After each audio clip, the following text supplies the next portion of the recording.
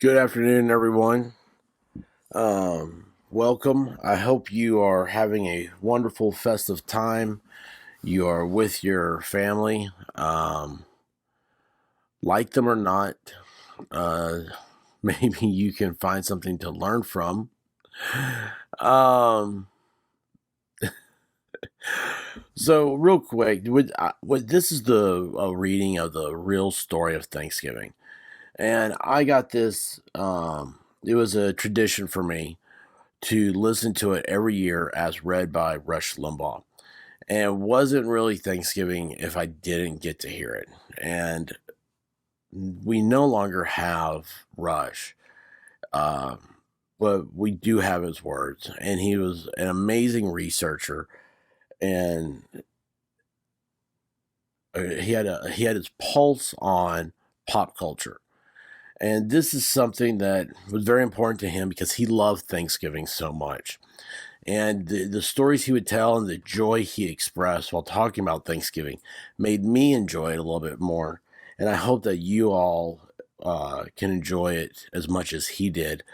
God bless his soul. Uh, so, with that very uncomfortable beginning, I would like to go ahead and start reading this. This is as read by every Thanksgiving by Rush Limbaugh up until his last Thanksgiving. And I'm sure you guys all know the background. You were probably taught in school that like the Pilgrims came here and they couldn't grow anything. They didn't know anything. They were completely lost. And Indians taught them how to grow corn by putting fish in the ground, and then corn seeds over the top of it. Yeah, and they saved them from starvation and utter failure. Well, the story of the Pilgrims begins in the early part of the 17th century. The Church of England under King James I was persecuting anyone and everyone who did not recognize the church's absolute civil and spiritual authority, actually, the state. Those who challenged ecclesiastical authority and those who believed strongly in freedom of worship were hunted down. This is in England in the 1600s. They were hunted down and imprisoned and sometimes executed for their beliefs. A group of separatists, people who didn't want any part of this, first fled to Holland. They liked wooden shoes and cheese and established a community. Uh, they were there for 11 years. After 11 years, about 40 of these separatists who liked wooden shoes and cheese agreed to make a perilous journey to the New World. They had heard about it, some new exciting place that hadn't been developed. They knew they would face hardships like you and I don't know. Hardships like you can't imagine. You're left with an axe and a gun, and you're told to forage and create shelter. No electricity, no cell phones, no newspapers, just a few simple hand tools. We don't know the hardships these people endured. We can't. We are way too advanced now. People who lived in the 1600s would not believe life today. Tried to explain flight, jet travel, they wouldn't understand it. They knew they would face hardships, but paramount importance to them was living freely and worshiping God according to the dictates of their own consciousness, their own beliefs. That's what they were denied the freedom to do in England. On August 1, 1620, the Mayflower set sail. It carried a total of 102 passengers, including 40 of these separatists, the Pilgrims. There were just 40 of them. They were led by William Bradford on the journey across the Atlantic. You talk about something that had to be frightening and scary. The Mayflower was not much bigger than a 50-foot boat. Now imagine 50 feet out, and as a boat, it gets smaller and smaller as you go down. There's only a couple floors to it. I mean, this is a very cramped living. 102 people on it. On the journey, Bradford set up an agreement, a contract, if you will, that established just and equal laws for all 40 members of the Pilgrim community, irrespective of their religious beliefs. It didn't matter what their religious beliefs were. These are the laws they were all agreeing to live by. Where did this revolutionary ideas, these laws come from? We're talking about the Mayflower Compact. That is what Bradford wrote. The Mayflower Compact derived from the Bible. The Pilgrims were a people completely steeped in the lessons of the Old and New Testaments. They were devoutly religious people, no matter what else is said about them, and even that is denied. They were devoutly religious. They looked to the ancient Israelites for their example. And because of the biblical precedents set forth in Scripture, they never doubted that their experiment would work. The experiment that we are still living in today. They never doubted it. They never doubted they would get to the new world. They never doubted that once they got there, they would thrive. The journey was long. It was arduous and dangerous. And when they finally landed, when the Pilgrims finally landed in New England in November, according to William Bradford's detailed journal, they found a cold, barren, desolate wilderness. Imagine New England as it exists today, all right? As nothing but rocks, forest, undeveloped nature in November, and it's getting colder. That's what the Pilgrims were faced with. That was their first. They've been at sea for months. They finally see land. They're excited. They walk out, and that's what they have. It's cold, and there's no hotel. There were no friends to greet them. There's no shelter of any kind other than hiding under a tree. There was nothing, folks. It was desolate. There were no hotels. There were no inns. There were no places to clean up. There were no houses. I mean, this was real hardship. The sacrifice that they had made for the freedom to worship was just beginning. During that first winter, remember, they arrive in November. During that first winter, half of them, including William Bradford's own wife, died of starvation, of sickness, exposure to the elements. Now we're getting close to what we were taught in school. When spring finally came, and by the way, writing that doesn't do it justice. Spring didn't just finally come. It was a survival. It was an act of survival that you and I cannot possibly relate to or understand. American Special Forces can. Military people who have been trained can understand what the Pilgrims were. You and I can't. We've never done anything like that first winter in the New World. They survived it. Spring finally came. They did meet the Indians, the Native Americans who were there, who did help them in planting corn and fishing for cod. They showed where the beavers were so the beavers could be skinned for coats, other things. You animal rights people are not going to like some of the story, but it happened. But even with this degree of assistance from the Indians, the Native Americans, there wasn't any prosperity yet. They had the Mayflower Compact. They had these laws they were living by. And there was no prosperity, and I wonder why. Now, this is important to understand here, folks, because this is where modern American history lessons end, and the Indians teaching the Pilgrims how to eat, how to fish, how to skin beavers, and all that. That's where it ends. That's the feel-good story. Well, it doesn't even get close to the true story, you know. Thanksgiving is actually explained in some textbooks as a holiday for which the Pilgrims gave thanks to the Indians for saving their lives. It wasn't that. It wasn't that happened. But Thanksgiving was a devout expression of gratitude, the Pilgrims, to God for their survival and everything that was a part of it. Now, here's the part that's been omitted. The original contract the Pilgrims entered into in Holland, they had sponsors. They didn't have the money to do this trip on their own. So they had sponsors. They were merchant sponsors in London and Holland.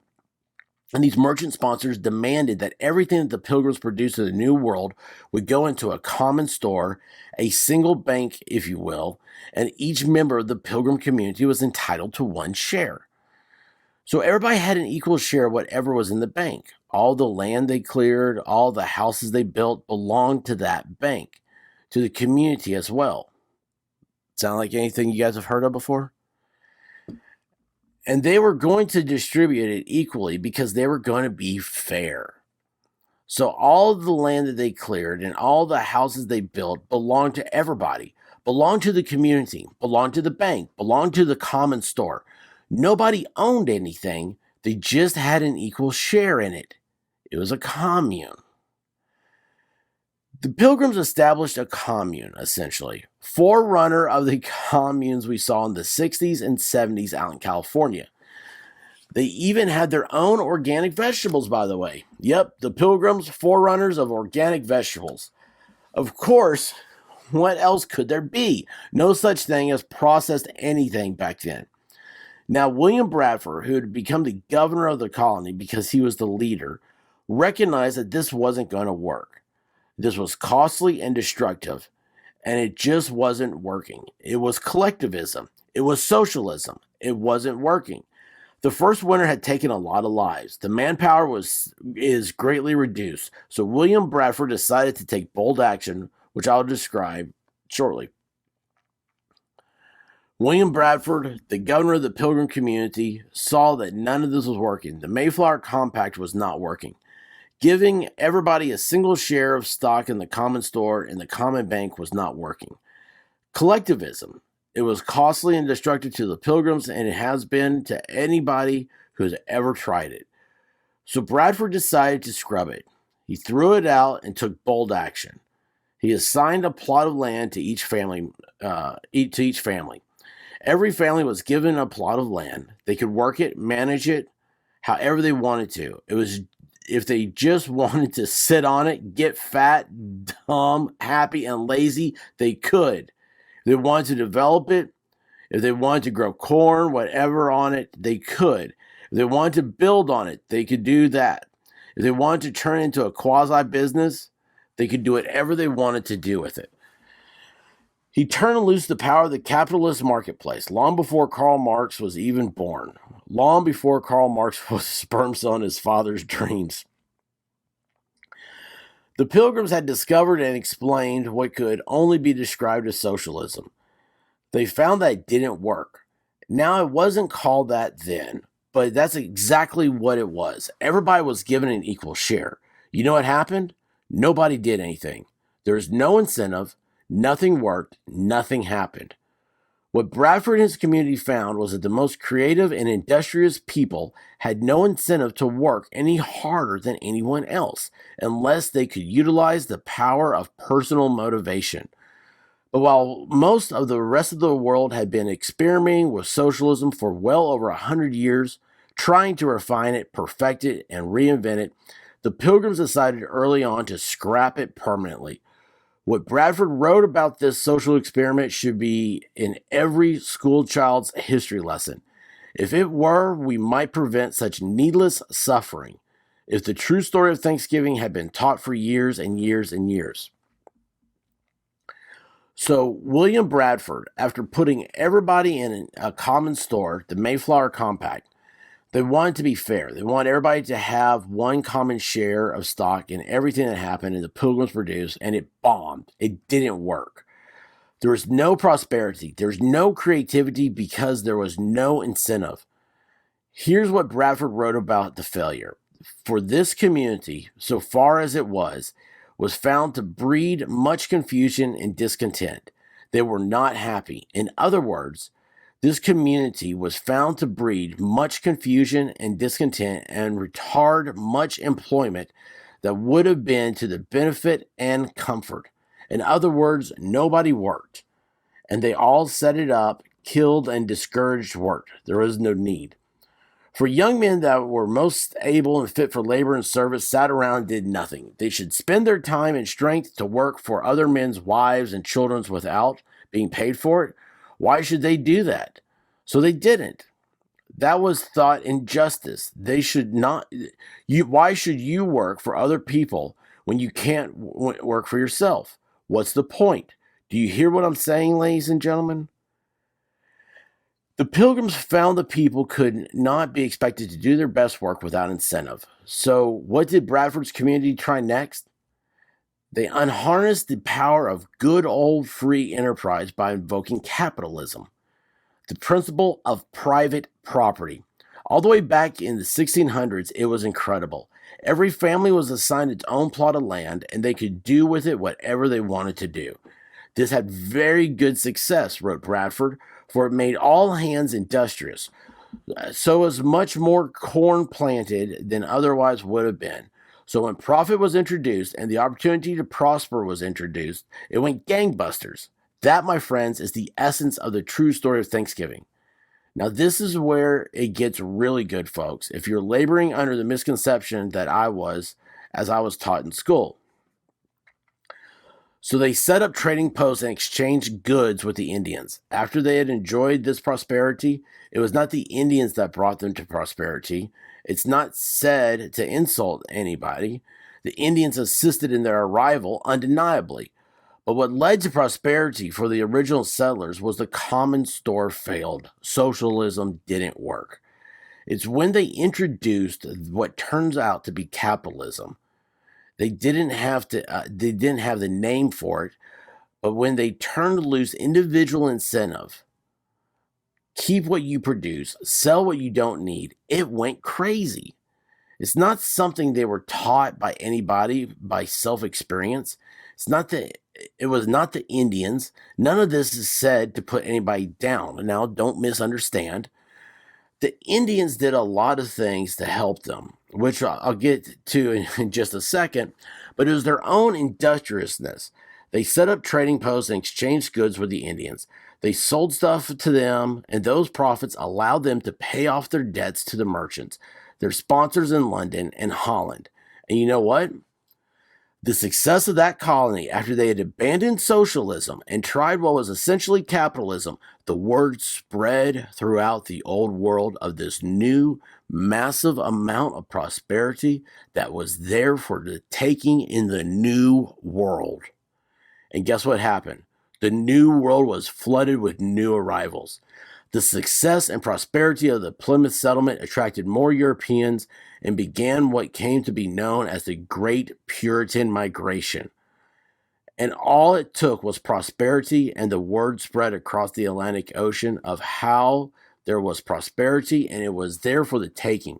All you had to do was get there and give it a shot. The lesson is, the true story of Thanksgiving is that William Bradford and his Pilgrim community were thanking God for the blessings on their community after the first miserable winter of a documented failure brought on by their attempt at fairness and equality, which was socialism. It didn't work. Only when they abandoned it did it work, and I need to say it again because I don't want people to misunderstand and get noses out of joint. The Native Americans, the indigenous people, whatever you want to call them, they were of considerable assistance, and they were friendly when the Pilgrims arrived, but they had little, if anything, to do with the prosperity that occurred. Because that was the result of Bradford and the Pilgrim leadership deciding to change their structure, the Mayflower Compact. Now Indians assisted naturally, I can't deny it. I mean, they taught them how to fish, and this is kind of a thing they didn't know how to do, and that led them to be productive. Undeniably so, but it was the Pilgrim community itself that experienced this massive prosperity. You can't be prosperous on a empty stomach. Tanks need fuel. The word of which spread all the way back to the old world of Europe across the Atlantic Ocean. Now, I mentioned earlier the Federalist has a story on all this, and in it they describe much of what did in the second book that dealt with this. The children's book, Rush Revere and the Brave Pilgrims. The book goes into great detail how the Indians did provide assistance and what kind of assistance it was, how valuable it was, and how crucial it was.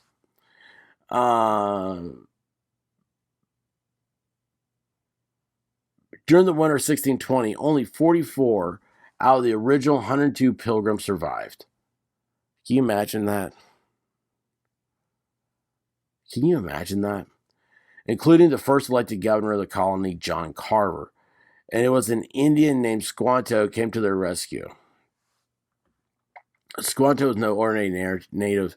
Early settlers in 1610 had captured him and sold him into slavery. A group of Catholic friars freed him and brought him to England, where he learned to speak English. In 1618, serving as an interpreter on an English ship,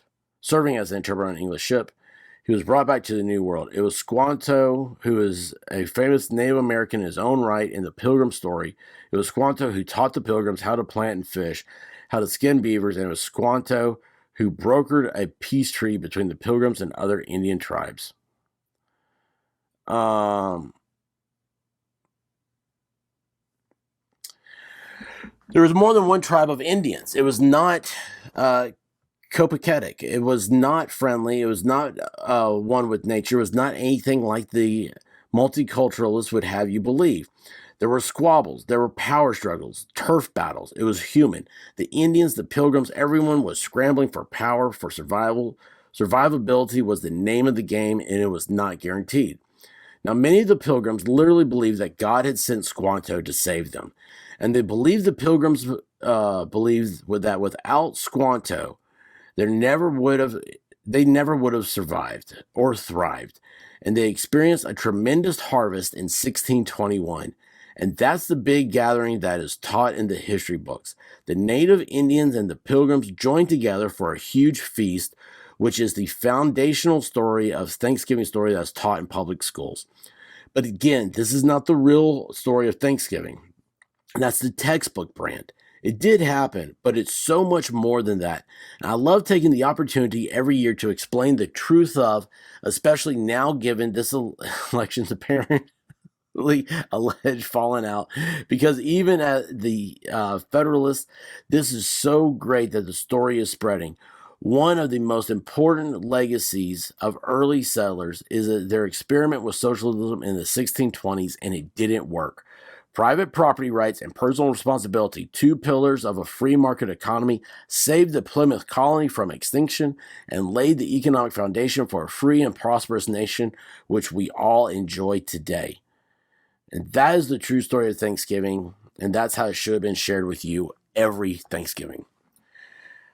Thank you, Rush Limbaugh. That was the last broadcast he did of the real story of Thanksgiving. It means a lot to me, and I hope that you take it. You're able to hear his version. Hear his wonderful, boisterous voice say it, and also I will put a copy of what I just read up on my locals at locals, or the expert is on locals.locals.com, because I can put PDFs and stuff up over there. So if you want to download that, you want to share it, you want to read it out at Thanksgiving, whatever you want to do, feel free to. And also the original Thanksgiving proclamation from George Washington was something else that was a tradition of Rush Limbaugh doing every Thanksgiving. And I will be doing a version of that. Guys, when you're asked what you're most thankful for,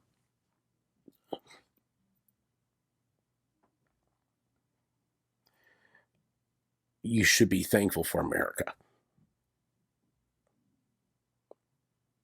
Because without America, we wouldn't have anything. And I wouldn't have you wonderful people sharing this with me. Have a happy Thanksgiving, y'all. I love each and every one of you. And I'll be seeing you soon.